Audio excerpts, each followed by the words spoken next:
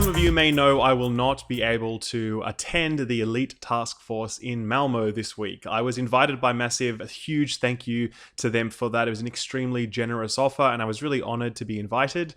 However, I already had another event that's been in the diary for months, and I just couldn't move it. I tried desperately to rearrange my schedule, and it just didn't happen. I can't talk about that event yet. I'll be talking about it later on. But yeah, I was really disappointed to know that these events run exactly the same time. But unfortunately, that's how these things happen sometimes. So, determined to still have some sort of input into the process, I teamed up with Arekkz. Arekkz is also not able to go to the community event in Sweden. He was also invited, but similarly, he's got another event on that stops him from going. So we basically said, let's team up and let's talk about the kind of things that we would want to bring to the table as part of that community summit event.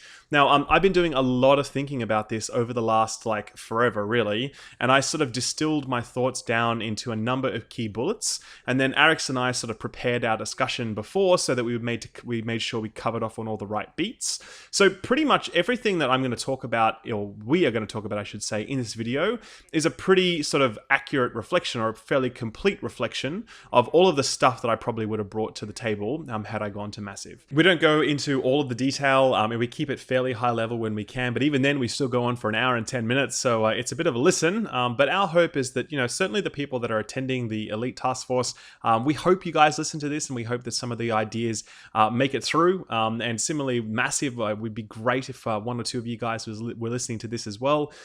Any ideas that we happen to present that are useful, fantastic. As Arekkz and I say in this video, the number one priority that we have is just to make the game better. We both love the game. We cannot wait for it to sort of become the game that it deserves to be. And if we happen to play some small part in that through presenting one or two good ideas, then we'd both be absolutely thrilled. But anyway, look, thank you very much for all the support, for everyone who was sort of wishing me well, or sort of hoping that I would go to Sweden. That really meant a lot to me. Thank you. Unfortunately, as I said, timing is a bitch sometimes, and just that's what it is this time. But look, I have a lot of faith that the community, the members of the community that they have chosen, Massive, are going to be fantastic. Not just the YouTubers and streamers, but the people, regular just people playing the division. I'm sure that everyone that goes is going to do a really spectacular job. I'm sure it's going to be a fantastic discussion. I'm sure great things are going to come from it, and I really can't wait to see the output. But anyway, that's it from me, guys. I'm going to hand over now to the discussion. Arekkz is sort of chairing it, which is great. So yeah, please enjoy, subscribe, etc. And I will see you guys later. Bye-bye. Yo, what's going on, guys? Arekkz here. I am, of course, joined by SkillUp. How you doing, man? I am super good, man. How are you? I am very good. So, we are, of course, here to speak about how to fix The Division, a game that's very, very close to, of course, both of our hearts. Been covering this for a very, very long time. We are massively invested in it, and we want to fix the game. Let's be honest. We do, right?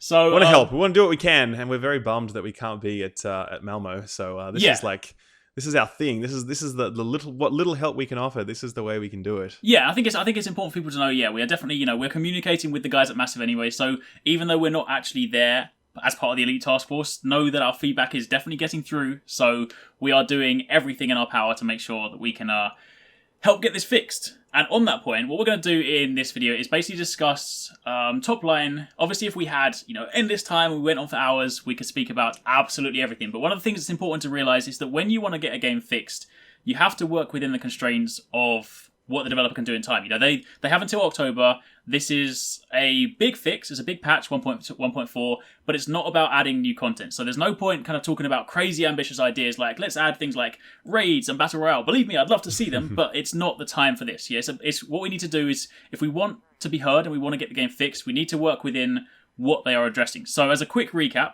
for 1.4, we know their main points are gear sets and weapon balancing, enemy difficulty and time to kill, solo player experience, making loot drops more relevant to the player, and dark zone and PvP balancing. So what we're going to do is we're going to talk within those points, because if we can address and how to fix things within that scope, then it's a lot more feasible that they can actually take that on board and actually try and implement it. So yeah, I guess we should probably get started, right? Let's do it, man. Let's do There's it. so much to talk about and so little time. We've got to get right on it. Yes, definitely. We're going to try and keep this as short as possible. So we're going to start off with gear sets and weapon balancing. So I think let's begin with. I personally think. I think we can kind of, we'll obviously agree and disagree on different things. But I think before we even speak about gear sets and rebalancing, the fundamental gear system needs to be redesigned. Right, gear as it exists like right now, I think just isn't quite right. I think you'd agree. Yep, totally agree. Yeah. Totally agree. Well, let me throw it to you first. Like, where do you feel gear should be? Yeah, I think, well, there's many parts to it, which I know we'll talk about. But I think one of the biggest challenges right now is that you're forced to make very binary decisions when it comes to how you gear your character. It's like, do you want HP and toughness, or do you want firearms? Mm-hmm. And that's a really false choice, because obviously I need HP. That's a minimum requirement, right? I need toughness. I need to be as close to the armor cap as I can be, because one, content demands it right now. It's so overtuned. But two, like in any game, I need HP. Like it's a thing, right? Yeah. And then obviously after that, it's a question of like, how do I deal my damage? Do I deal my damage with my weapon, or do I deal it by some other means? Like, my abilities, or in other games it would be like through my spells, for instance. Yes, if this exactly. was some sort of, whatever, classic RPG. So I think that one of the key challenges right now is the fact that that items don't come baked in with a base amount of stamina. I really think that if I was to make one immediate change, it would be that every item has stamina as a base, and then after that, and armor as well, obviously, because items already come with armor. And then after that, they come with either firearms or electronics. So we all have enough HP to walk around and, be moderately effective without just getting one shot by everything. And obviously, if we want to go deeper into that tank specialization, we can pile on more toughness and, more armor, whatever. But at least we all have the basic amount of HP that we need without having to choose between, as I said, like straight damage versus HP, because I just think that's a bit of a silly choice.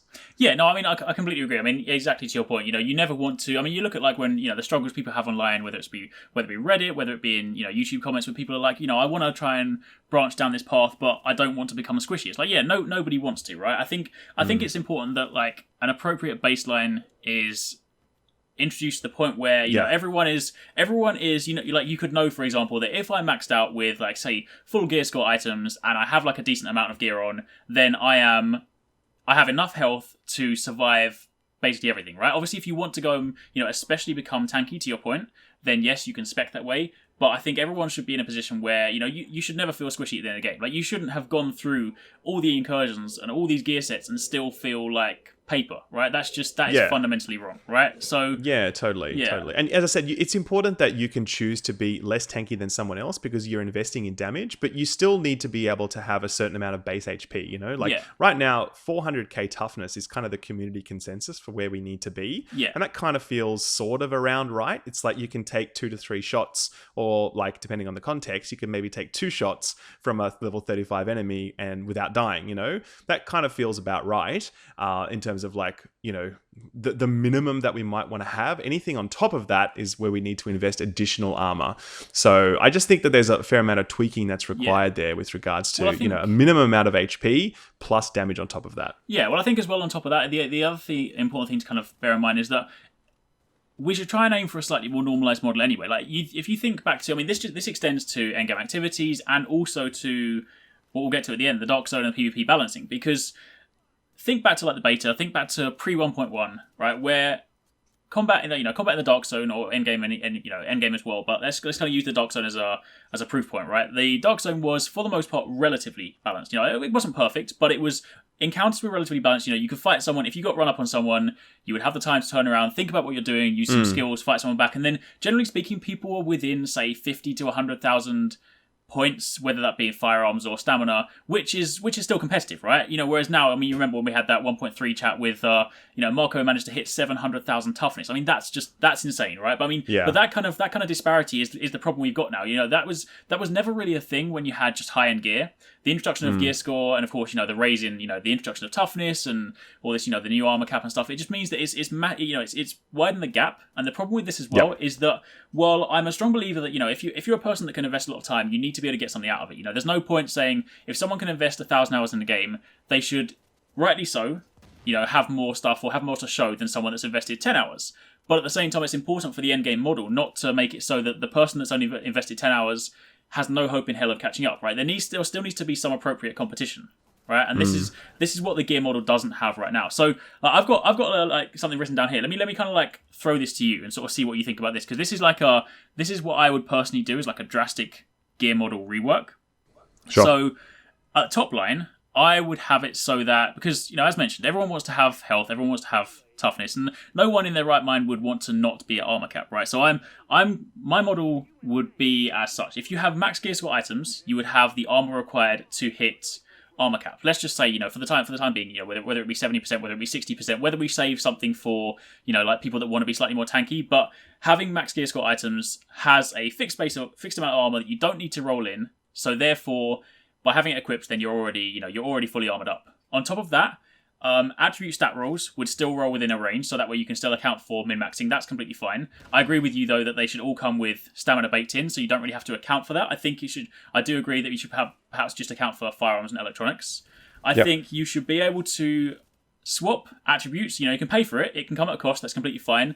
But as many times as you want, it shouldn't be like a lockout at the recalibration station, because then if you want to, say if you're going to an activity, it's like, all right, guys, we need a DPS guy. You can be like, hold on a minute, I'll shuffle my gear around, take the electronics out, push in firearms, and you're there. But if you say, I need a healer, you can shuffle around, so you're not kind of locked out. I then think you should remove skill bonuses from armor and just keep major and minor bonuses, and then that can work as it does right now. You can have like ammo capacity or some of the other bonuses you've got, and if you roll out one of them, you can still be locked out, so the kind of recalibration model remains the same. Then this is the pretty drastic thing, right? I propose that we remove stamina, firearms, and electronics gear mods, and you just have performance gear mods, and then skill attributes are then placed onto performance gear mods. So then the reason behind modding gear is no longer about drastically boosting your firearms or your stamina, because again, we're trying to aim for a normalized model here. It's actually about, all right, I've now got a build that, I'm happy with my stamina, I'm happy with my firearms, I now need to look at my skills. Because this is the thing, the game doesn't put enough focus, weirdly, on skills. Everyone's just using Pulse or using Smart Cover. It needs to be like, all right, I want to run tank, so now let me go and get a load of performance gear mods that enhance, say, the ballistic shield. So I can now assume that role, right? And I think that's what I would like to see with the gear model.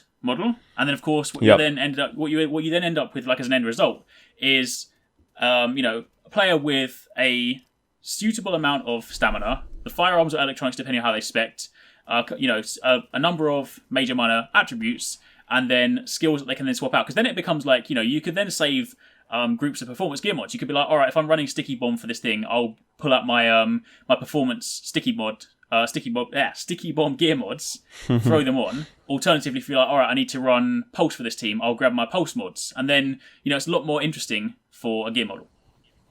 Totally agree with you. That's exactly what I had sort of come up with myself when I was thinking about how I would approach this. Because it's an idea that's been bouncing around in the community for a while as well. A lot of people have seen this as an opportunity, and I totally agree. The idea that we're able to choose where we invest our stats around our abilities is just an awesome idea. Right now, it's like we basically have to ignore the stat slots down the very bottom of our gear. Like, it's nice if it happens to be pulse or smart cover or heal. Like, they're like, yoo-hoo, that's a bonus. But like, we don't really care. We're still really looking at the other stats. And I think the solution to that is, as you've said, let's replace those with slots that allow us to use performance mods. Let's buff performance mods, because right now they're not compelling, right? Yes. So let's increase those values so that they're really good, and then let's allow us to slot them into our items to really, help us differentiate those builds. I think that's a totally awesome idea. The only other thing I would add to that suggestion in terms of the model you've proposed is I really think we need a radical revisit of the firearms and electronics stats themselves, because the efficacy of those stats is so much less than what it should be. Like, I can pile on so many firearms, like so much firearms, and it makes very little difference to my net DPS. Versus if I pile on heaps of toughness stamina and armor, where it completely skyrockets my toughness, right? The difference being that, like, toughness scales exponentially, right? Whereas firearms and electronics scale in a very linear sense. The detail behind that doesn't really matter, but the point is, right, we just need to get it to the point where firearms and electronics feel good to equip. Because right now, most people are only equipping firearms to 2850 to hit their weapon talents, and after that, anything else they just ignore. On the electronics side, they're trying to get as few electronics as they can, just to be able to hit like 30, 35k, because they're getting skill power from their backpack and from their mask that's generally the way that people are doing this. So I think all of that just reads a big revisit. These stats are not compelling enough right now. They're not differentiating me enough now.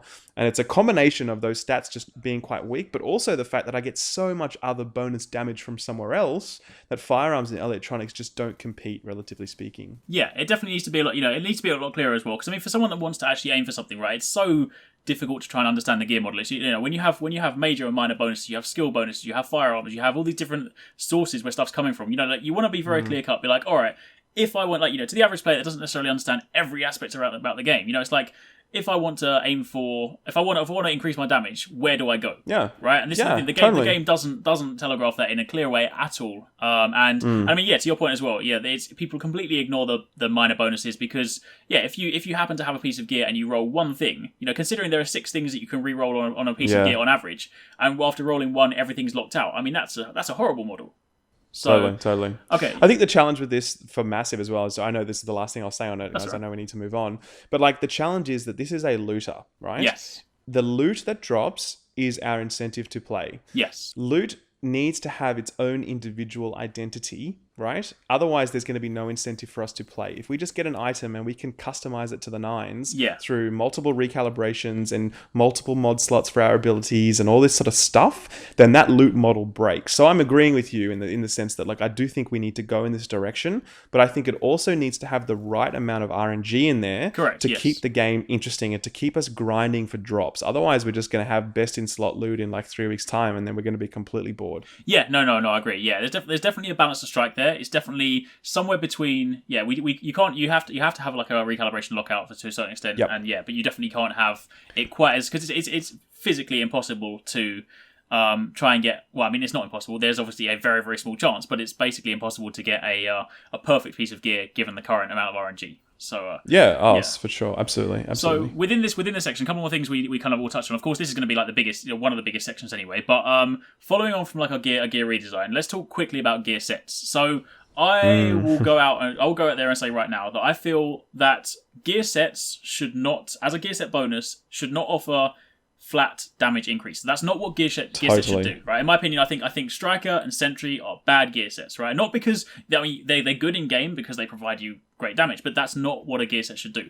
I think personally, examples of good gear sets: Predator, right? Alpha Bridge, things that allow you to do things. This is my sentiment for gear sets. They should allow you to do things, give you abilities that you cannot otherwise have. That's what makes them compelling, right? Like saying, I want to play in the Dark Zone, let me go for Bleed, because that's actually something that's useful in combat. I want to go and like mess around with some more weapon talents, let me go for Alpha Bridge. Even to a certain extent, at a stretch, even though it's not actually the most useful thing in the world. Is it Final Measure, the one that consumes the grenade that gets thrown into you? I mean, that kind of thing they're going for. That's interesting. It should be like, gear sets should provide interesting ways to play, because again, it's about trying to like combine or like provide a unique or like a central path to your things, right? So it shouldn't again be from like, oh, now I've also got a 7th way to give me more damage. So I think for gear sets, they definitely need to. I mean, I would for 1.4 be completely happy for them to either ditch half of them and just keep the ones that work, or just ditch them all together and just be like, well, let's just wait until let's return to. I mean, I obviously that's probably not quite viable given that you would need to give people a replacement. And when you say ditch, Arekkz, I'm sure you don't mean delete, because I can already hear the comment section going nuts about that. I'm sure you mean something like park them and rework them later on and focus on other gear sets. Right? I put up a video recently talking about the fact that Massive may delete gear sets. It is a possibility, right?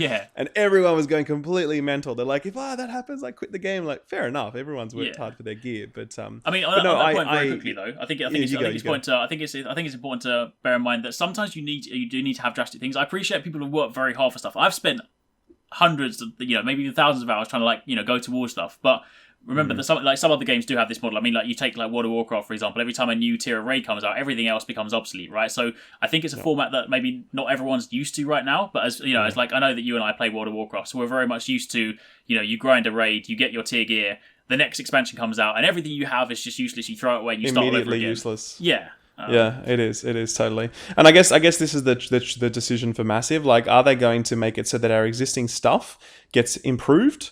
Or are they going to make it that we just aim for new things? You know, maybe they up the gear score level and introduce a new tier of content. Yeah. And so our existing gear stays the same, but then the new tier is what we sort of aim for, and it's the new and improved stuff. But the challenge with that obviously is things like Century or Striker or Reclaimer are so strong right now that you would literally need like a 50 to 60% increase in stats, like from a new gear set, from a new tier, in order to replace those old gear sets, because they're just that strong. Do you know what I mean? So that is the challenge that I'm sure Massive are wrestling with right now. Yeah, you kind of have to be brave and drastic in these situations, because it's the problem they have right now with the game at the moment is it's seesaw balancing, right? It's like, oh, this is messed up. Let's fix this, and then suddenly something else falls out of balance. It's like it's physically impossible, because I mean, like, even the fact that people are still rocking, you know, like Reclaimer and Savage, right? You know, even though that's gear score 204 items, they're still viable. I mean, it's the model they currently have right now, because of course gear score only offers you a better pool of stuff. It doesn't actually mean anything as a physical number, right? So it's like,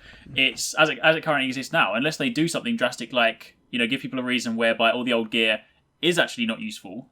People are still not gonna change, right? And that's the problem model. I mean, it happened in Destiny, right? When Thorn was a weapon that like ruined the Crucible, and then they introduced like there was a new Crucible mode that didn't actually matter what gear you wore. You had people brought back Thorn. Like, it's like, you know, you have to give people a reason to, and if you have to force people's hands, sometimes it is for the better. I appreciate people are not going to be too happy with the fact it's like, all right, I work for this stuff, but sometimes if you want the whole experience to be better, you have to be drastic sometimes. And totally, if you know, I'd be all for it. But you know, at the moment, I agree. When we understand that 1.4 is not a content patch, it's a fixed patch, then obviously deleting stuff is not an option when you can't replace it with stuff. So it might well be that we have to sit with gear sets until Survival comes out, because Survival could well be the point where after 1.4 they lay the foundations, and then Survival is like, all right, like, here's some new stuff.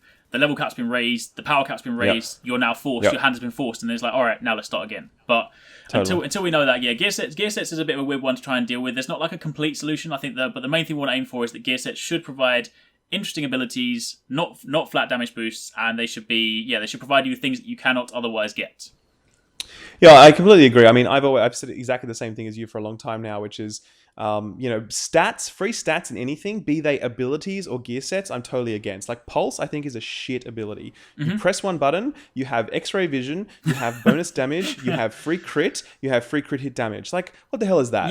That's just stupid. Do you know what I mean? Like, cool, I get it that we need it right now because content is overtuned, but it's really boring and lazy design. Yeah. And Smart Cover is exactly the same thing. And Century's Call is exactly the same thing. It's like shoot a target in the head, get free damage. When are we not shooting targets in the head? Do you know what I mean? Like, that's how we do. That's what this game is. So, I mean, like, I'm really for a redesign of sets that, like, still makes the player really powerful. Power in this game is so important. We need to feel powerful, right? Oh, yeah. But it makes you powerful in an interesting way. And, like, one example could be, like, what if we had Strikers, right? What if Strikers only gave you the bonus damage if you use, say, mobile cover? Right? Yeah. So you had to throw a mobile cover up and forward, and then you ran up to it, you got behind it, and then you started shooting enemies, and then you got that bonus damage. So that's a really good example of like, sure, you're getting your bonus stats, but you had to use an ability to get them, and you had to interact with that ability in a specific way to get this bonus damage out of it. Like, that's cool for me. That I see as being like,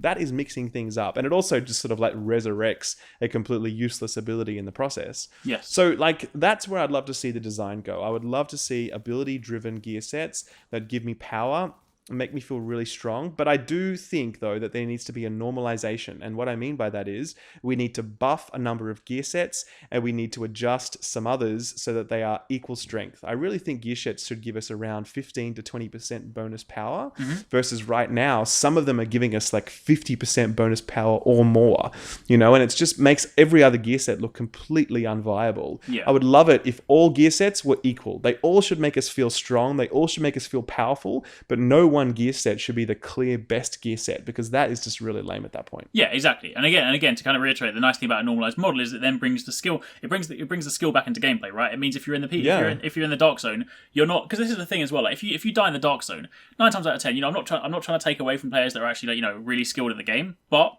a lot of the time, if you win your encounters, you got to ask yourself: are you winning because you are genuinely a better player, or are you winning because your gear is just so much better than someone else's? And I think if you're going to be honest with yourself, you would probably say it's the latter, right? It's my gear is so good that I've destroyed this person. Because you don't have, if you think about your encounters as well, you don't have those encounters where it's like, oh, this is quite balanced. It's like, no, it's you either rip through someone's health or you can't kill them because they're like shooting iron. So yeah.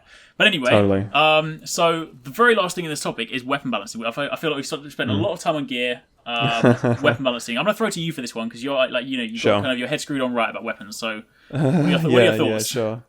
All right, well, I've got a few things. I'm going to burn through them very quickly and then maybe we can talk about them. But first of all, we need to delete some of the shit stats. Initial bullet stability and hip fire accuracy are rubbish and they both need to go, right? I've tested these stats extensively. They give you almost nothing and they're basically just stat bloat at this point. So I would immediately delete those and just make everyone's life easier. Number 2, talents. Half of the talents on weapons are shit and they could immediately be deleted or they could be significantly revised, right? So that's another thing. And I think furthermore, there are a number of really awesome talents that are actually dependent upon you landing the killing blow.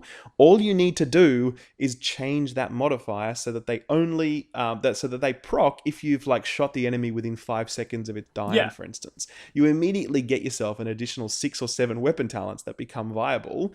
And like that's just an instant win right there. Correct, yes.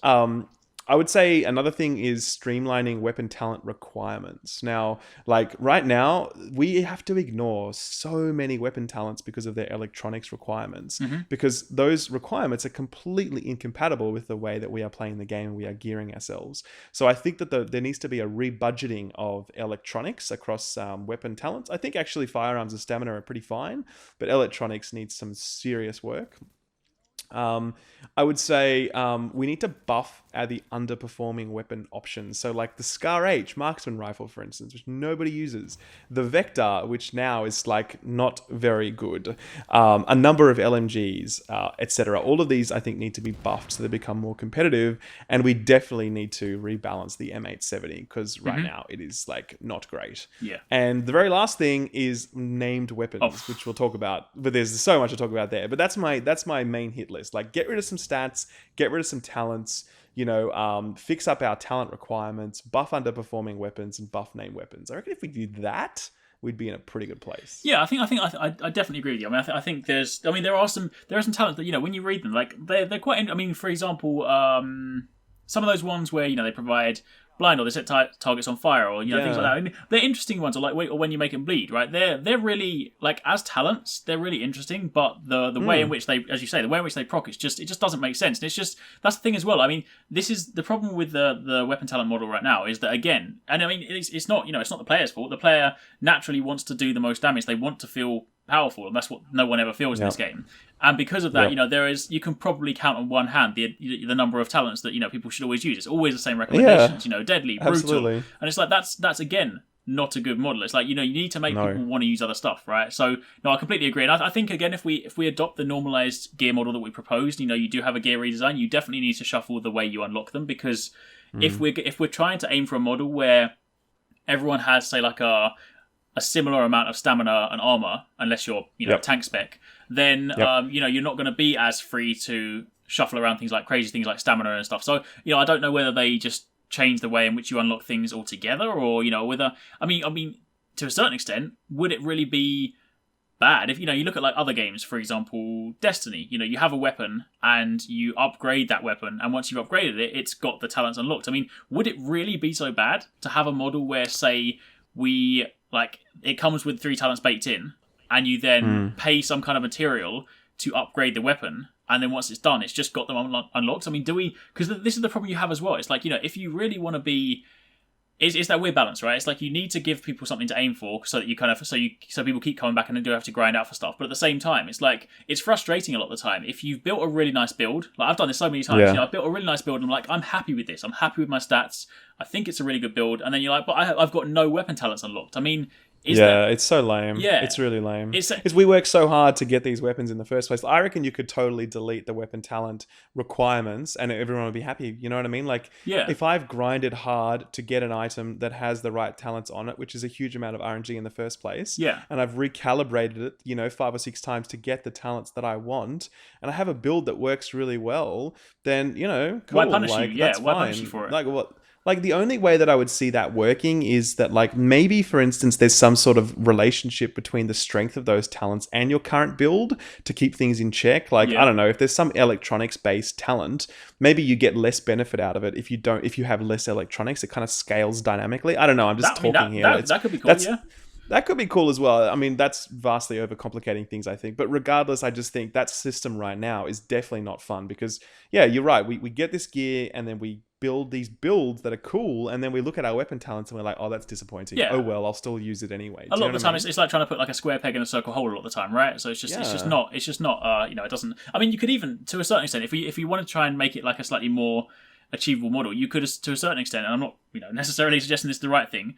You could almost remove the ability to recalibrate weapons, because if you're then going to go back to a model where everything is automatically unlocked, right? Then maybe it wouldn't be so bad if it's like, all right, I got a weapon. This is what it, everything is unlocked on it, but this is how it comes. If I'm not happy with it, I have to get another one. Maybe that's not the right model. I'm not saying that's a great suggestion, but I'm saying that, if you do need to balance out the fact that everything, a model where you have to unlock stuff versus a model where everything or is already unlocked, then you obviously have to have a balancing point, right? So it's not just a case of, oh look, I've got brutal deadly, I'm good to go kind of thing. So exactly. But yeah, I definitely agree that it needs to be a better way to do that. And named weapons, man, this is just so ripe. Like it is the shittiest system right now. There is terrible. It's like if it's worth using, it's the Caduceus. It's pretty much the only. The only other one was Midas before it was patched. That's right. I know it was broken, but it was the most powerful feeling weapon I've ever had. Like it was the only time in the game where I've got a weapon and I had my live reaction on stream. I was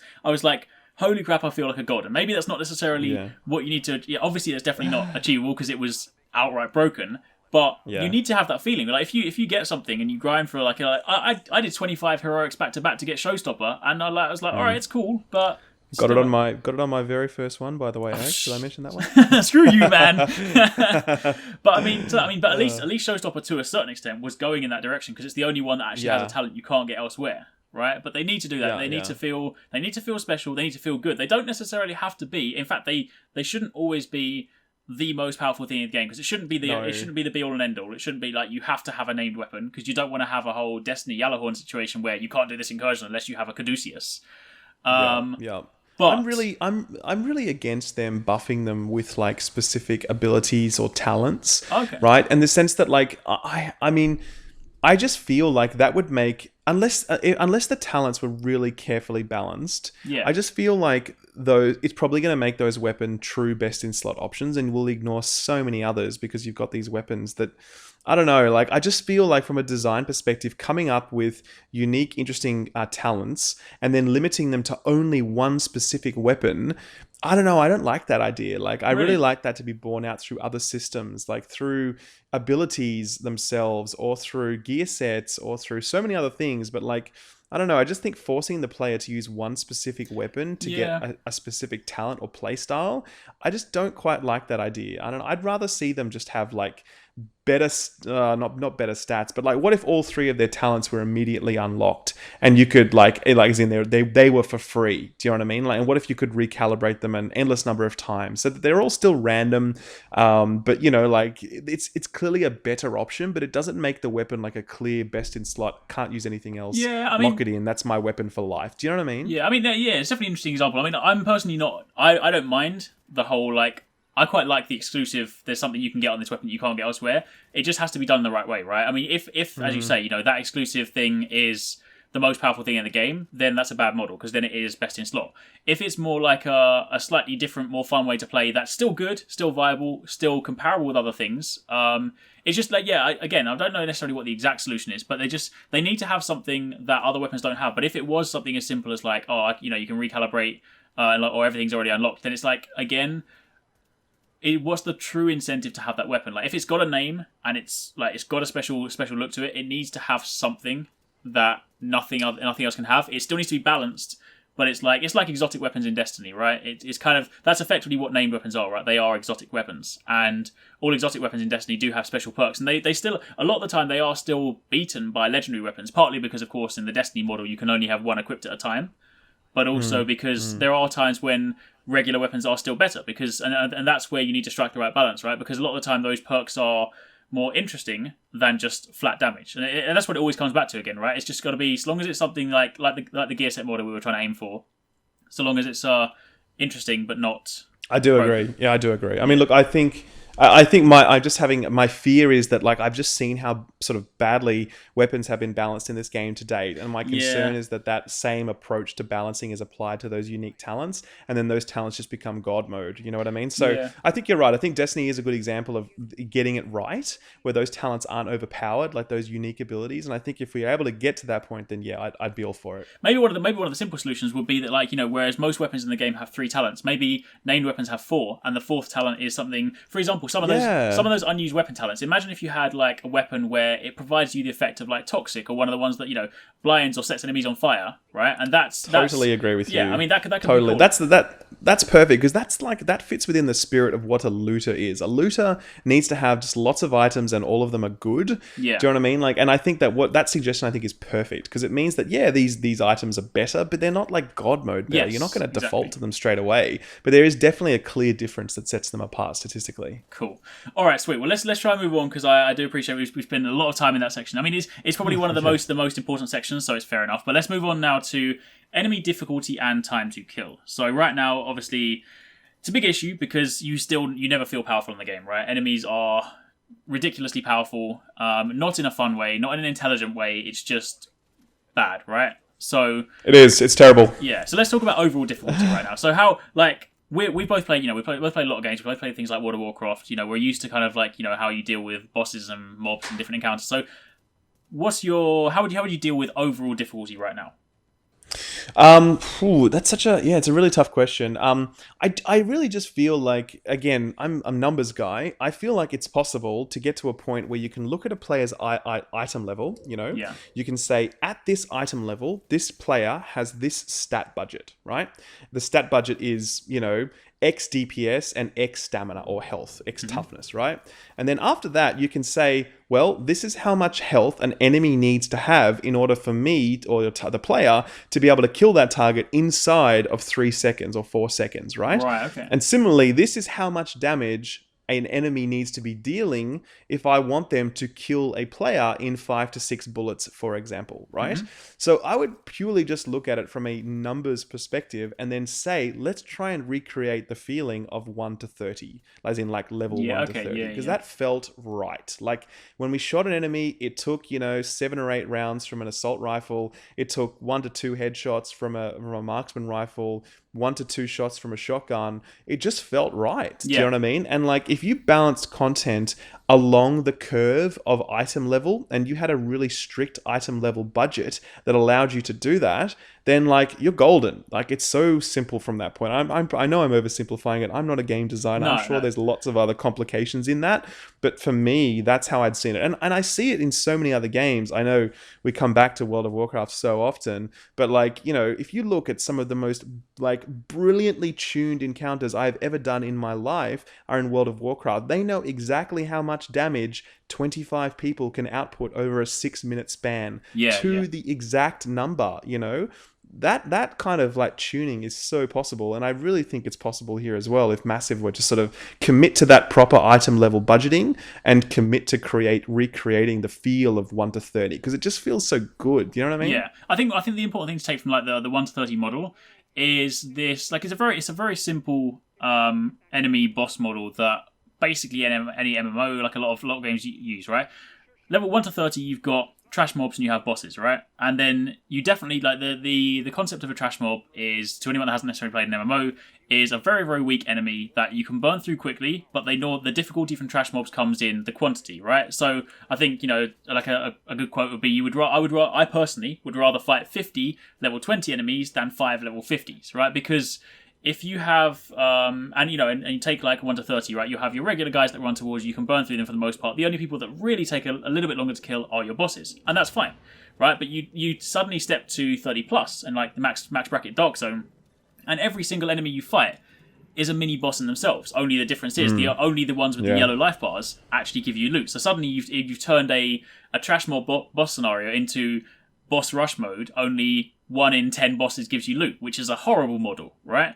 So I think so in terms of like time to kill, enemies definitely need to have, you need to have that clear delineation. I mean, I use the Dark Zone as it's a very clean cut example. You and I record our vendor reset videos on a Saturday. I spend time running every single vendor reset video. I run through the Dark Zone and I die like 3 or 4 times. Yeah. In fact, I just exactly the same. Yeah. In fact, I just die near safe houses and just die on purpose just to be able to get there quicker, right? It's like you can no longer run through the Dark Zone. You can't run past any of those mobs, and those mobs are the ones that should be trash mob. You should be able to run past them if you don't want to deal with them. You should be able to ignore them, and then your difficulty should come from quantity and bosses, right? That's a model that I think a lot of games use it, and they use it because it works, right? It then means that everyone in your team can contribute. I mean, you look at like when Falcon Lost first came out, right? When you were assembling teams and people were struggling with it, you look at how people were playing, and unless they were really finely geared, even regular mobs, like just a standard grunt that would come down with an assault rifle, not even like the shotgun guys,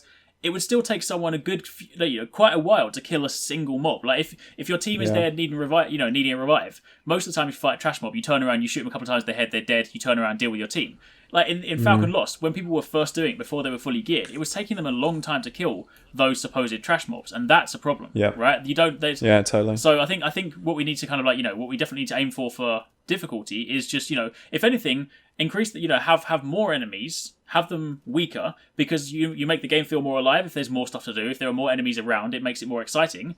Make it so you can burn through them quicker, and then by all means, I mean, you could go as far as to say that bosses as they exist right now are fine.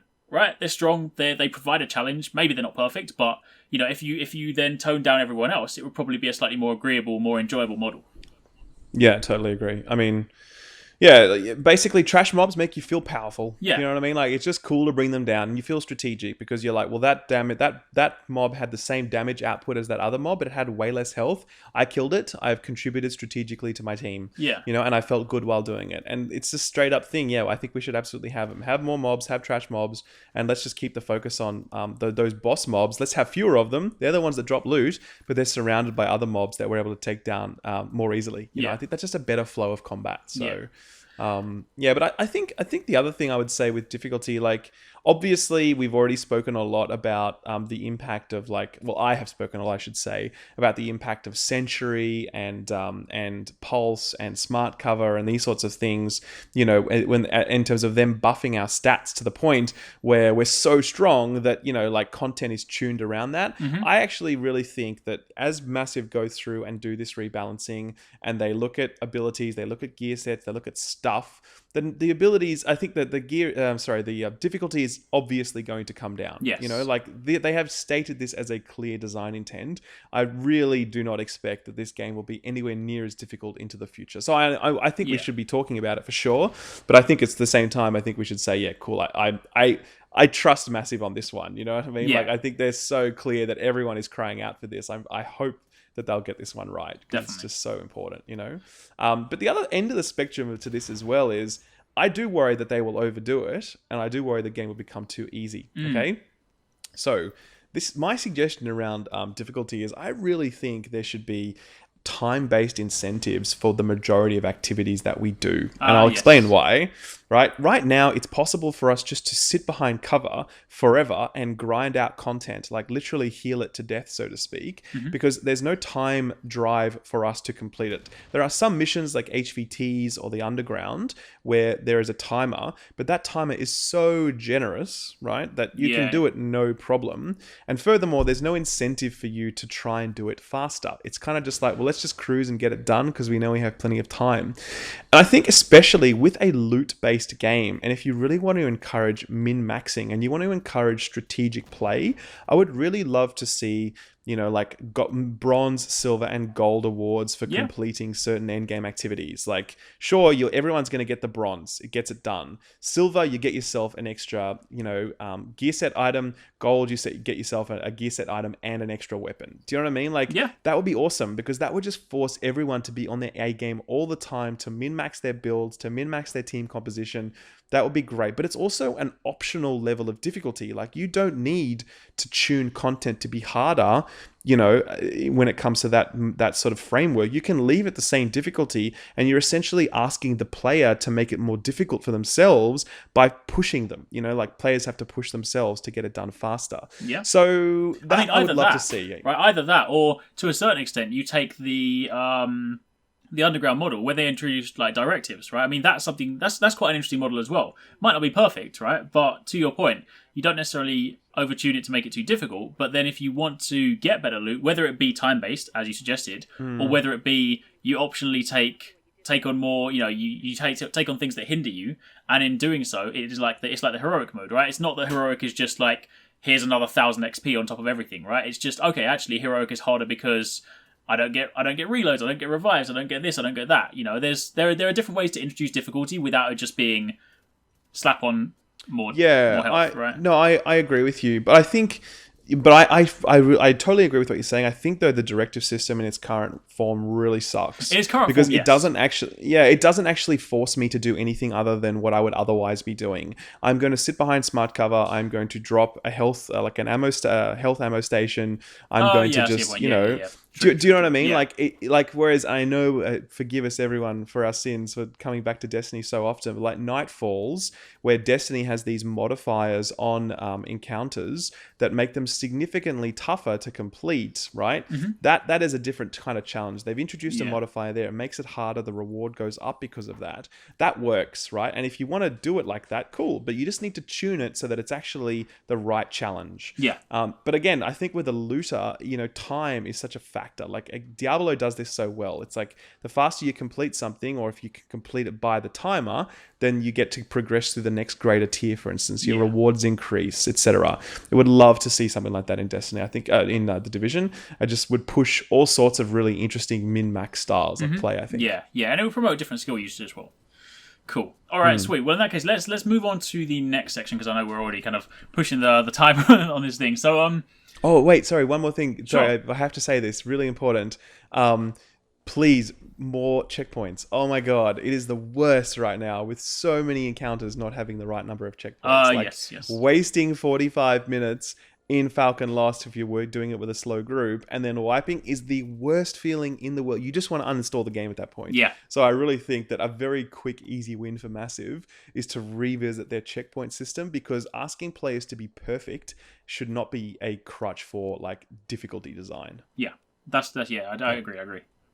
Cool. Yeah. All right, sweet. Well, then let's move on to another one. Definitely a very, very important one for the community as well. It's solo player experience. Now, obviously, we play a lot of the time in the group, but I think it's important to... I'll start this one off by, if you look at other games again, for an example, it's important to understand that the solo player experience doesn't always have to be, and shouldn't always be, an activity that you need to do solo, right? The solo player experience basically needs to, let me kind of explain that slightly better, is it needs to be an activity that you can do on your own, whether that be with with matchmaking or something else. So examples of that being challenge mode missions, you can matchmake them, whereas the converse example of that would be incursions, which you need matchmaking. You look at World of Warcraft, you have dungeons which you can matchmake, you can get endgame gear from. Raids you can't. So the important thing is that there needs to be, and while yes, challenge mode missions as they exist right now do give you endgame gear, the important thing to realize is there's not a very clear path. There's a very obvious path. You go to incursion, you get lots of nice cool stuff. You do a challenge mode mission, you get dribs and drabs. Maybe once in a while you get something cool, and that's the differentiating factor, right? Using, say, challenge mode missions as a solo player path is fine. But it's important that they have equal opportunities to people that play with gear. It's also fine for you to have certain things obtainable in group-only activities, because you still need to remember that this is fundamentally a group-based game. But it's very important that people that do play solo are not hurt as a result of it. Whether it's a case of Alpha Bridge comes from the incursion, but I don't know, Striker comes from challenge mode, where however you distribute it, there still needs to be a clear path. But I think it's important that it's still important that people kind of recognize that solo player experience doesn't always have to mean this is an activity that is designed for one person. It's an activity that can be done if you are on your own, but yeah, definitely, absolutely. I mean, personally, the solution I see to this is twofold. Number one, I really feel like pretty much everything in this game, I should be able to do it solo. Yes. Okay, the Dark Zone, we'll park that for now because that's a whole other thing, right? When you introduce other players into the mix, it becomes far more complicated. Any activity, it would be cool if I could set the difficulty for that activity, right? And just choose how I want to play it. Yeah. And, or ultimately, it should scale to the number of people in my party. So if I go into a heroic mission, and I'm solo, it should be X amount of health per enemy versus if another person joins my party, the health of enemies go up. So I can still solo it if I want. Now, every other game does this. Do you know what I mean? It's like a standard feature that difficulty scales based on party size, and there is no reason it couldn't work here. Yeah. I just think it's such a natural fit. But the other thing that I think is so important, and it's a really obvious thing, but like no one really talks about it, is like the res, right? As in, you cannot res yourself unless you are using a healing station or unless you are wearing Nomad. They are the only two means by which a player can resurrect themselves. Mm-hmm. Whereas in a party, you can resurrect yourself endlessly. Or sorry, not yourself. You can resurrect others endlessly, right? I really think that if I'm playing solo, I should get a button that is available to me every 3 to 5 minutes that allows me to res myself. Like, it sounds a bit cheesy, or but like it's such a huge difference for players when they are able, because like difficulty is really tuned around this idea that if I die, I can get back up again. You know? Now, solo players don't get that, and that sucks. That really just blocks off a huge portion of the game, and it asks them to be perfect. Same sort of thing as I said before. Perfection should not be a crutch for difficulty. Yeah. So if they just had the ability to res themselves every 3 minutes when they are playing solo, I think that is just like awesome. That would be fantastic. Or you look at something like Gears of War where you're down and you can keep tapping A to kind of get yourself back up. It takes you longer, and during that period of time you can get killed, but it means you can basically kind of self-revive yourself without the need for a skill. Something of that vein, because because then it's fair to say it's like, all right, you are going to have a harder time if you don't play with the team. It's a given, right? But it's not going to be hard to the impossible point. I mean, a couple of other things I want to kind of step on, jump on as well. I mean, take like HVTs, for example, right? It's a really nice. It was a really interesting model. Let's ignoring the fact that it gives you only Lone Star, right? HVTs is a really interesting model, and when it first came out and when they first announced it, I was like, okay, that's really cool. That's an interesting thing for solo players. Something like very, very easy that Massive could do for that, right? Why are gear score items, like for someone that wants to gear up solo, why do gear score items have to be on the weekly only? Well, a model that I would propose, right? And I mean, yes, maybe it'll be a little bit easy, but you could have daily HVTs, right? Daily HVTs provide, you can still have the high difficulty ones, so they're still hard to do. Daily HVTs provide you with gear set pieces. Weekly can provide you with weapons, right? It then means that if a solo player wants to log on every single day and do those 5 HVTs to get a few different gear set pieces, because of the RNG system, there's no guarantee that they're going to be useful, right? But it means they can log on a daily basis and they have something else to aim for, instead of like, I've as a solo player, I've logged on one, this week, I've got my pieces of, I've done my HVTs, I'll come back next week, kind of thing. It's a very easy, very cheap fix to be like, all right, you've got more things to do on a daily basis. We're going to kind of throw gear at you, add in some more variety now. I mean, one of the other things I said that I would like to see, and I'll mention this slightly more in loot relevancy. But I feel like, there need to be clearer paths, especially if you're a solo player. A clear path as to, where do I go to get this gear? I know there are tables on Reddit where people have found out through trial and error where things come from. But take Monster Hunt. If you want to farm a Rathalos armor set, you hunt a Rathalos. You could do that in HVTs. You could be like, all right, there's like you could call him like the Striker boss, and that when he comes around in rotation, he is the source for Striker loot, right? It means that you don't then suddenly like get rid of a complete activity because I'm never going to do HVTs because I don't want Lone Star. You could be you instead look at targets. You say, all right, Mr.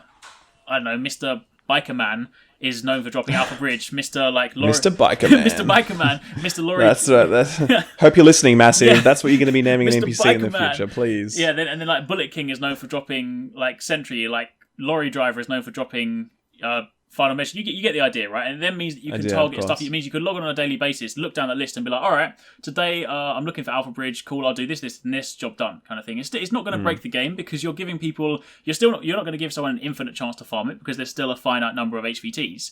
But it means you're not locking them out quite so much. That's a very kind of simple thing they could do. To kind of reiterate, like solo players definitely need things to do, things they can do on their own, but things they can also do. Matchmaking is still a very like acceptable thing to present to a solo player and say, right, if you want to do this on your own, there is matchmaking, it's fine.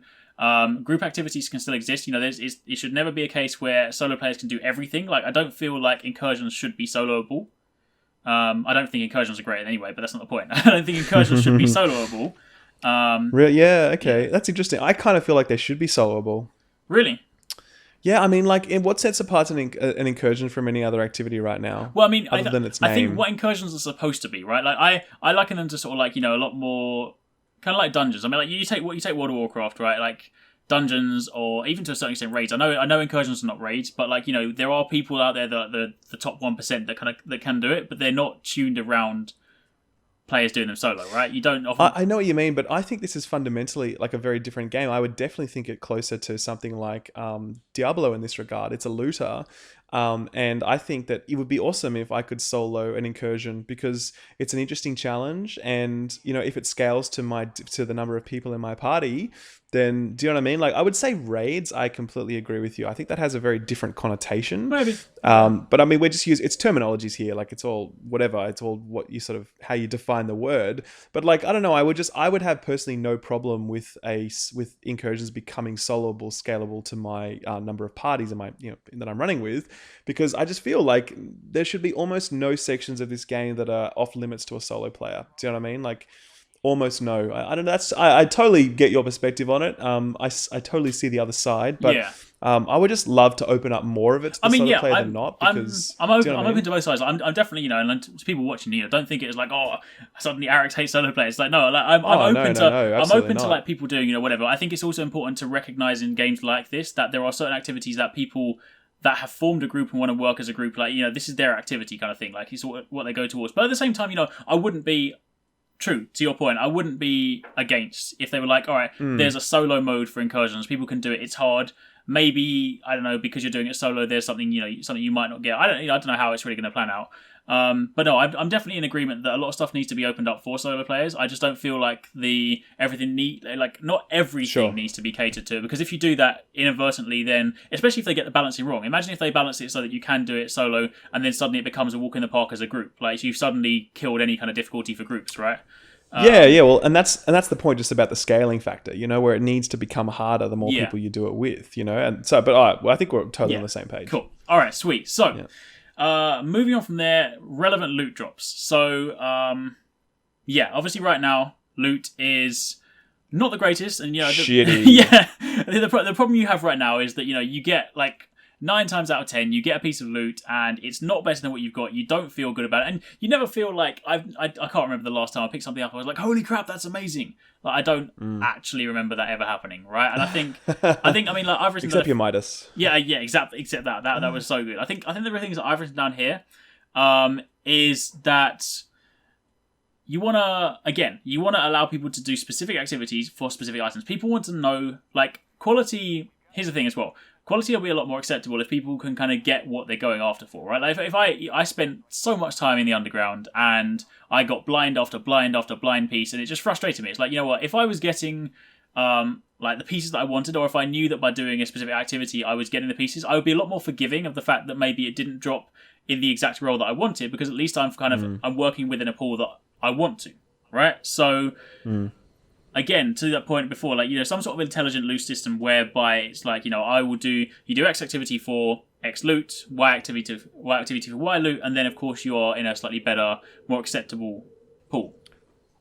Yeah, absolutely. I think I'm a huge fan of weighted drops. Yeah. Right? Because that system gets heaps of flack. It's not, and what you're describing is weighted drops, where it's like I do an activity and I know what comes from that activity, generally speaking.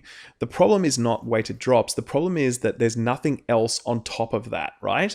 If you had a weighted drop system as it exists exactly like right now, but then you also had a second drop or third drop that dropped off a random table, then you're really killing 2 birds with 1 stone. You're getting the item that you know that you're going to want from that one activity, because that's it. But you're also getting something else from somewhere, like from any of the entire loot table, because like that's fine. Like, do you know what I mean? Like that's cool, So I kind of feel like, yes, totally agree with you, but let's just add that random extra piece of loot or two to the drop tables, and then I think it's problem solved. I really do think the solution is as simple as that. Yeah, that, and also to a certain extent for things that are definitely like stagnant. I mean, maybe even like some kind of rotational system as well. I mean, whether it be, I always go back to HVTs, the fact that that like 99% of the time you're getting Lone Star, right? Because it's just like it's where it comes from, right? That's a problem. And whether we kind of use the idea I proposed earlier, where it's you go to specific targets for specific targets for specific drops, or whether instead you adopt a rotational system where it's like this week it's like Lone Star week for HVTs, next week it's Alpha Bridge week for these, right?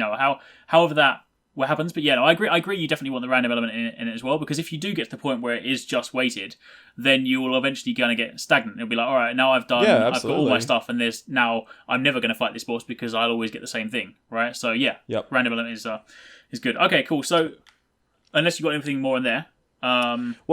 This section is around making drops more relevant. Yeah. Yeah, I think one thing that I'm very concerned about is I expect Massive will be giving us a lot more loot in the future. Yes. That's just my guess, because everyone's like, more loot, right? The challenge with that is that I also simultaneously think that they're going to like fix up, gear and make it more attractive, and that means less shitty stats. That means RNG is less important, right?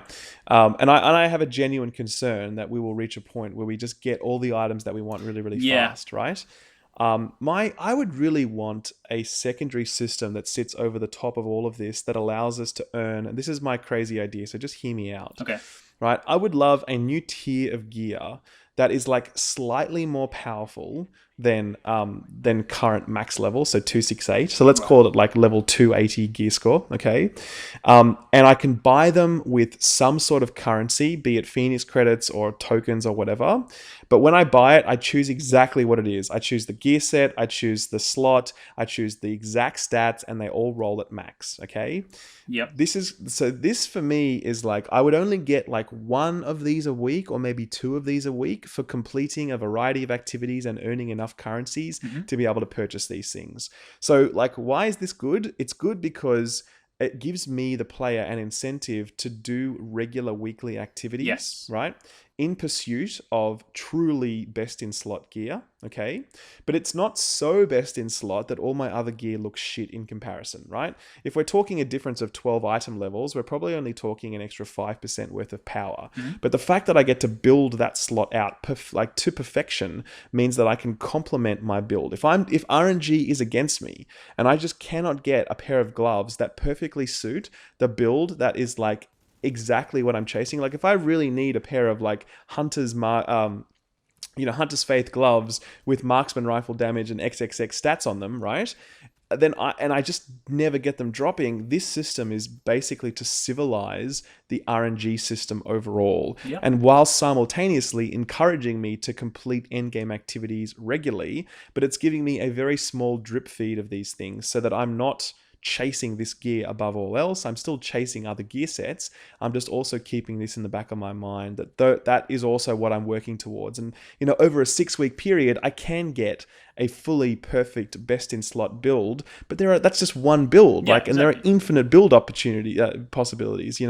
I really think that the system needs to go this way, because I do worry that just grinding for gear, I think, is going to get really boring. It does, yeah. Especially just keeping ourselves just subject to the RNG gods forever, I think also gets really boring. So I think having a system like this would really just, I just think it's a working system, right? I mean, like you look at, again, I know we keep jumping back to it, but I mean, it's important to go and look at games that work, right? World of Warcraft, you do heroic dungeons and you get coins. Like I forget what they're called up. It's been a long time since I played WoW, but you get Valor points. Yeah, you get points and you get like, or when you're doing parts of raids, you get tokens, right? And then you can go to that raid vendor that has the max tier gear and you can buy those pieces, right? And there's nothing wrong nothing wrong with that, because there is a cap on how much you can earn per week, right? Which means I think, correct. If I remember correctly, with like World of Warcraft, it was like you could only really get like 1, maybe 2 per week. And I mean, again, or like it's like raid lockouts, right? Destiny, you can earn 1 piece of gear from each of the different bosses, and then you're locked out for that week, right? It means progression is capped. It means you can never be you can't go and suddenly be like, all right, day 1's done, I'm maxed out, what do I do next, right? But then I agree, because then you have the right balance, because to your point before, you need to have enough RNG so that people keep grinding so they don't get maxed out in day 1, but you also can't have people grinding endlessly, because forever. Because then you hate it, right? So that balance of grinding for gear whilst also gradually working up towards something better is a great model. You know, it's like it's a bit of both, and then people have it's the light at the end of the tunnel, right? So I think it's a system that works. Right. We've seen it work in other games. I would be completely happy for it to work in Division. Yep. Sweet. Agreed. Tick. Cool. All right. Well, then, just before we move into the very last section, which is Dark Zone and PvP balancing, let's just slide quickly into economy, because the economy in this game is a mess, right? You have Phoenix credits, you have directive intel, you have other intel, you have flipping weapon kits. I lose track of how many there are. I can't even count. Oh. It's like, you know, that GIF, like, how do I hold all of these things? Yeah, it's like a mobile game, exactly. So there needs to be, and plus, of course, on top of that, you have different rep. You have, your underground rank, you have your level, you have your Dark Zone rank, which can go up and down. Which, there's obviously the fundamental problem with that is that, as we've discussed before, Dark Zone, you spend ages to grind to, like, I'm Dark Zone rank 94, right? I mean, you remember that day when they announced, was it for 1.1 or 1.2? They announced there would be something you could buy for Dark Zone rank 90, right? I spent an entire week grinding every single day in the Dark Zone. I got to rank 90, and it was Valkyria. Like, come on, man. Yeah, that's right. So there's some massive issues. Please. Yeah. So what are your main gripe points with economy? No, I mean, look, I think you nailed it all with all that stuff. There's just so much stuff to grind and so many currencies to earn that it just feels like just overwhelming. Yes. And there's the rewards aren't there at the end of the day for it. Like, just strip it back. Like, what do you want people to do? Do you want people just to play a lot and be rewarded for that? They're already being rewarded through loot drops. Why do we need another system that rewards playing a lot? If the purpose of that system is to smooth out the RNG curve so that if I play for like 100 hours and still don't get my drop and I've earned all this rep and these currencies that I can spend on items, then like build a system that allows me to do that, similar to what I described before. Like, if I've earned 500,000 Dark Zone funds and still have not got an item that I want, maybe I can buy a token that allows me to choose a gear set. Do you know what I mean? Like, it is about streamlining the economy by providing, like, reduce the number of currencies and be really clear about what are these currencies actually giving you at the end of the day. Like, what is the benefit that this currency provides? And I think part and parcel with that is also crafting, because crafting is a component of the economy. Yes. And I mean, crafting is non-existent right now. It's just like, sure, you can craft some mods for your gear, and that's fine. And we need to craft like weapon kits every now and then. But other than that, the system is completely dead. And I mean, I don't think it should go back to how it was before, where it was basically the best way of gearing up. But it should absolutely not be like it is now, where it's like... Well, it should be an equal method, right? It should be, again, like, it should be, if I can't get this... I mean, to your point before, like, the coin, if I can't get this piece randomly, let me at least craft something to tide me over, right? And it's like, you should be able to... It's like the patchwork quilt, right? I make some of my gear from high-end activities. I make some of it from crafting, and maybe one of those pieces I bought with one of those fancy endgame tokens, and then eventually you... Absolutely. Yeah, I think that definitely is how... Totally. And also, there are some pointless intels. I mean, like, why do I have to grind random stupid enemies to go and fight an HVT? That doesn't help me at all. Oh, maybe so from the narrative point of view, it's like, oh, you're gathering intel. It's like, but no, I don't want to gather intel. Tell me that there's a wanted target and I'll go and kill him. Like, don't do it. Exactly. And also, like, why do I have to go and grind the underground to get intel to make it so I can then put on directives to make it more difficult? Just let me put on directives to make it more difficult. Like, what the hell? Couldn't agree more. Yeah, ditch those completely and make it so, Phoenix credits is fine. Add in maybe like an extra endgame coin. Weapon kits I still think are pointless. Just make us pay for it, right? Like, just pay to recalibrate stuff. That's just crap as well. So, yeah, definitely streamline it. So... Yeah, but I think the last thing as well is just like right now the only way to earn money properly is to sell your gear, and when you do that, it means you can't deconstruct it, which means you can't craft. So no, sure, one perspective is that's a good tension, because I'm choosing, like, am I investing in my existing gear or am I crafting additional gear? But I just kind of feel like it sucks. Like, there should be a better way to earn money than selling items. Like, I just feel like that's kind of shitty. So I'd really like to see that daily activities award significantly more credits. Yes. So that I don't have to, so I can still craft and I can recalibrate. Like, I like doing both of those things. I shouldn't have to choose between them. Do you know what I mean? Yeah, no, completely agree. Definitely. Yeah. Cool. All right, well, that's a tick on that last one. So, the final topic, Dark Zone and PvP balancing. This is, of course, the last kind of point on 1.4 they want to address. Now, to a certain extent, some of the things we proposed up until now, like, rebalancing the weapons, rebalancing the gear, fundamentally changing the gear, a lot of that will, of course, improve some of the experience. It won't fix it, but we, by putting in place some of the stuff we've already discussed, we'll have some improvements in place. But I think the fundamental issue that we have here, you have two camps of people, right? You have the people that are in the Dark Zone that enjoy PvP and are there, they want to have the battles. and you have the people that just they go into the dark zone because they have to, but they don't want to. They want to do it as a PvE environment, right? And that's your problem, because it then means that also, for the people that are just there to, do their stuff and kind of move on, they have a horrible experience because the people that are after PvP are shooting them. They don't want to fight back. The people that are looking for challenges are not getting their challenges because they're not fighting challenging targets, and then everyone else is having a horrible time. Now, I've been, right from day one, I'm someone that has enjoyed the Dark Zone, and as someone that used to play on a PvP server in World of Warcraft, I'm very used to people running up on me and killing me in the middle of a quest, right? So I always understood from the start what the Dark Zone is, right? But I do also recognise that if you are forced to go into an environment like that, and you don't necessarily want to, then it creates a horrible experience, right? One of the things that the World of Warcraft does well is that when you create your character, you choose if you want to go on a PvP server or you want to go on a PvE server. It then means that if you actively choose PvP, and were this in the Division, you choose a PvP server, you know that if you go in the Dark Zone, you will get run up on, people will kill you, people can steal your stuff, and you've accepted that choice. If you choose a PvE server, then of course, you know that you go in, and of course that's not an option unless you maybe toggle it and enable it. And the defining factor between that and the Division is that in World of Warcraft you have that choice, right? And you can control that. In Division you can't, which then tries to force everyone into this experience that not everyone enjoys. So, very much. When we understand, but the thing we need to understand is that 1.4 is a fix patch, right? It's not a content patch. So asking them to add drastically, split the game and say add 2 servers where, when you create your character, you choose PvP, create your character, choose PvE. Maybe that's something they can do in the future, but I don't think is a viable suggestion for now, right? So perhaps, I know your thoughts on this, but maybe a thing we could kind of go down is you actually just split the game as it exists now. Why not take the stuff you do in the Dark Zone, push it into the open world in PvE? Yeah. So for the people that don't ever want to engage in PvE, they just do it in the open world. And the people that you then know that if you go in the Dark Zone, you're going in there because you are there for the intent of PvP. Totally. I think it's the most obvious and logical suggestion in the world. Do you know what I mean? Yeah. You've got this huge open world that is so awesome and so untouched in terms of we go out there for HVTs, but if just fill that area with heaps of mobs and let us choose the difficulty that we go at. You know what I mean? Let us just scale that somehow so that it's the right difficulty, and let us just grind. If we want to grind, let's do that. Do you know what I mean? And then if you want a PvP, there's the Dark Zone. That's the place where you PvP. Sure, there needs to be some rewards for that. There needs to be a proper reward system set up to encourage PvP. And if you want to keep that PvE, PvP hybrid in there, then that obviously needs to be more rewarding than just the straight PvE in the open world, because obviously the Dark Zone is more risky. So you need to look at the reward structures that support both of those things. Yeah. But absolutely, I agree with you. Splitting it out, having the open world be the PvE Dark Zone without any PvP at all, just you and your own party, or even maybe other players as well. I don't know.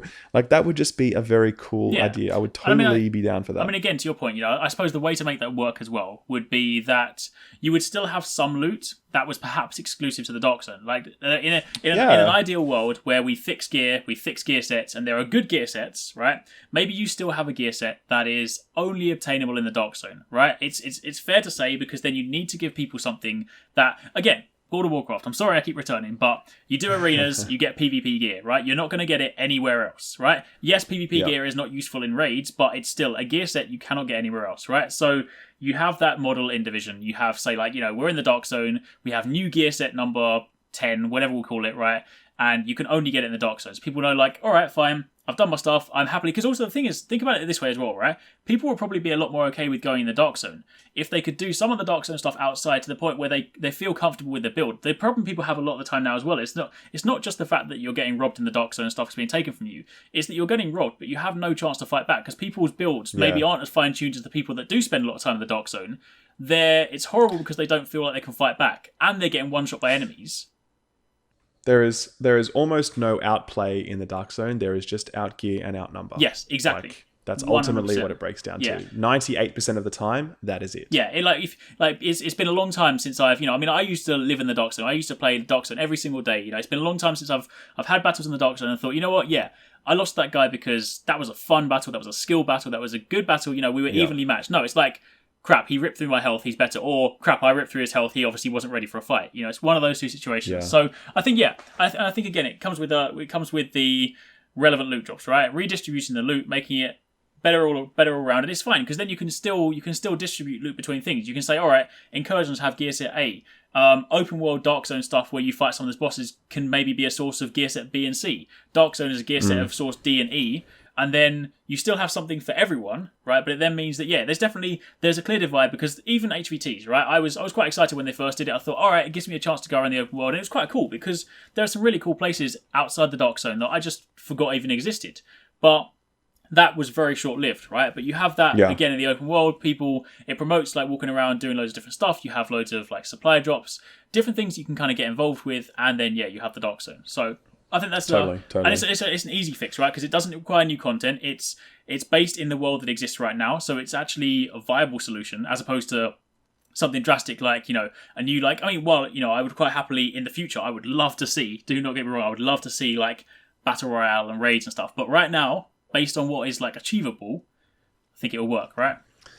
Yeah, I agree, but I think the thing about what we're talking about is it doesn't actually solve the problem of PvP per se. Like, it solves the reward structure in the sense that it doesn't pull PvE-focused players into the Dark Zone and have them be disappointed. Yeah. It really just aligns it so that PvP players know they're in the DZ for that reason. And similarly, PvE players have the space to grind out in the open world. I think the changes for PvP in terms of making it viable, like we could spend 4 hours talking about that right now, because in my view, like the entire PvP experience is broken top to bottom, and it's hard to even know where to start that conversation. But I mean, I would just personally say, I think I remember PvP back in the beta, and PvP was excellent then because we essentially all had the same build. We were all the same level, and because there was no real build diversity, we were all the same, right? And you could actually kind of look at that one way as like gear normalization, right? And I really think that this needs to be a thing. I know many people disagree with this idea, but I'm personally laying my cards on the table. I am not interested in PvPing when it is not a level playing field. No, I completely agree. And when it comes to gear, like that is the ultimate differentiator in a game like this, and I don't like it. That's why I've actually never enjoyed PvPing in the Dark Zone, except in the beta when it was all equal. You know that when you add random gear into the mix, the person I shoot could have 700k HP. Or they could have 100k HP. I have no idea until I shoot them. Yes. They could be running a huge sticky bomb, or they could be running a ballistic shield, and they just whip it out the minute I engage. I don't know. And without that level playing field, without us having the same power of gear and having visibility on what abilities you're bringing to the table, without those things, I just think PvP is never going to be a truly satisfying experience. Maybe I'm wrong. I mean, I totally leave room for that. But I've never seen a game with like really awesome, compelling, large-scale PvP that has these massive differences in terms of gear. No, I completely agree. I haven't seen that work. Yeah, no, I'm in complete agreement. I mean, again, it goes back to when we spoke about gear right at the beginning when we were talking about reinventing it. We were kind of promoting a normalized system, right? Because I would much rather have skill battles, and I would much rather know that if I die in the Dark Zones, because that person is actively better than me, not because they happen to get the luck of the draw, get some slightly better gear, and have that, right? It's not, I know there'll be people that kind of in the comments that'll be like, oh no, you're just saying it because you always die in the Dark Zone. It's like, no, it's not that. There is a fundamental problem. Arekkz. Get good. There is a fundamental problem there. I mean, like you look at again. I'm doing this World of Warcraft thing again, but you look at like if you go into an arena, right, and you fight someone who has PvP gear, and you've gone in with like your raid gear, right? The person with the PvP gear, they're better than you, but they're not better. Or like their gear is more finely tuned, but it's not finely tuned to the point where they are unbeatable, right? It's finely tuned so that they're more efficient. Maybe their cooldowns will be quicker. Maybe they'll be able to maybe they'll be able to chain a few more things together, or something that makes him slightly better in a PvP in like situation. But you can still beat them, right? There's still room for skill. This is the problem where the beta and pre 1.1 differs is that there was it was build. But there's also room for skill. And that's something they said way before. When I was covering the division before it even came out, there was an interview where they spoke about how it was something about like, gear would make up like 40% and they wanted like 60% to be skill or something like that, right? Yeah. And that just doesn't exist now, right? That does not exist at all. It's not a case of, there's no room for, like, if I'm up against you, right, and I've got like 200k DPS, 200k toughness, and you've got 700k toughness, doesn't matter how Yeah. skilled I am, realistically, I'm not really going to be able to take you down, right? Because No. you can just turn around and just like, do that. So it's like there's that gap for skill is non-existent right now, and that's the problem, right? It needs to be a normalized model, promote skill, which will promote much more exciting battles. You'll also probably find, for those people that enjoy the dark side, you'll probably find people will be more willing to put up a fight and actually have fun with you if it means there's actually a slightly more normalized model, because they'll be like, all right, you know what, I stand a chance against this guy. Not, oh, this guy's ripping through my health, holy crap, I've just used 5 medkits in the space of 2 seconds. Yeah, So, totally agree with you. Yeah.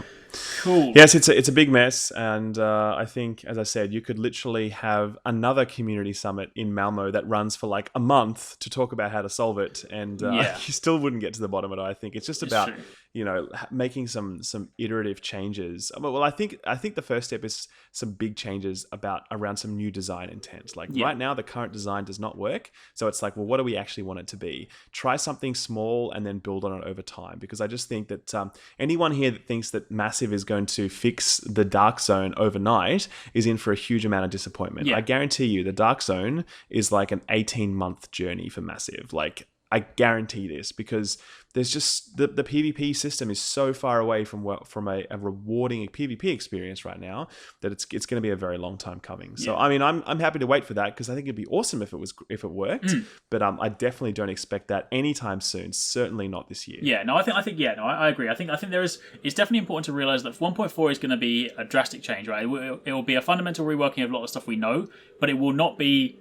The game won't be perfect afterwards, right? It will be much better than it is right now. Probably to the, and hopefully to the point where it will be enjoyable again, and a lot of things that you guys didn't like, or a lot of gripes, will hopefully be put at rest. But it won't be a 100% fix, right? But this is a great start, right? This is a great start, because not only do we have 1.4 with drastic changes, we have the PTS coming, which of course means that every single update from this point onwards, we'll hit the PTS first. And while yes, I know that's amazing. Yeah, well, yes, I know it's not on console players, and I know I'm a console player, so I'm an advocate for you guys. I know it's annoying. I'm gonna have to start my character again. It sucks, but at least it means that there are people out here. There's a big portion of the community that play on PC. We're going to be there, able to jump into. So, even if we're not there part of the elite task force, right? The elite task force is like, see it almost like PTS. The very beginning, they're like playing the first PTS, right? But then as soon as they're done and the PTS goes live, we're all gonna get hands on with 1.4, right? We're gonna be able to test it, and going forward, we're always gonna be able to have that communication point with Massive. They're gonna have the PTS forums. There's loads of places for us to communicate, and I feel like this is a turning point for the game, right? I've said it before, but it needs to be said again. Like, people. It takes a lot for a developer to outright say our game is broken, right? I mean, that's especially a developer with like someone like as big as Ubisoft behind them. It's people don't like to admit that stuff, right? Normally, developers will try and brush it under the carpet, fix it gradually, and not own up. But the fact that they've gone out and be like, you know what, it's in a bad place, let's fix it. That's commendable. I have massive respect for them. So I think it's in a good place, and I think. If we can kind of have this ongoing communication with this ongoing dialogue, I know that myself and Skill Up, we speak to the developers on a regular basis. We try where possible. Whenever you guys send stuff to us, or whenever you guys have issues, we do still try communicate wherever we can. And we're just gonna have to keep going, right? Yep, absolutely, for sure. Yeah, but I think this video has already gone on far too long. I do apologize. We were trying to hit like a half an hour mark. That's obviously not happening. But it was never going to happen. Rest assured that both myself and Skill Up actually have like a lot of notes written down, which we are also going to be sharing with Massive. So we'll give them this video, but we'll also, if they want like a TLDR version, they can read our notes. So we are trying to convey as much as we can. You guys let us know down below. Let us know your thoughts. Let us know if you guys, what you think of some of our proposed ideas, if you have better ideas. And yeah, I think for the time being, thank you for joining me, Skill Up. It's been awesome as always. Cheers, man. Pleasure. Glad to be here. Yeah, and hopefully the future gets bright. Well, until then, I'm sure it will. I'll catch you guys next time. Bye, everyone.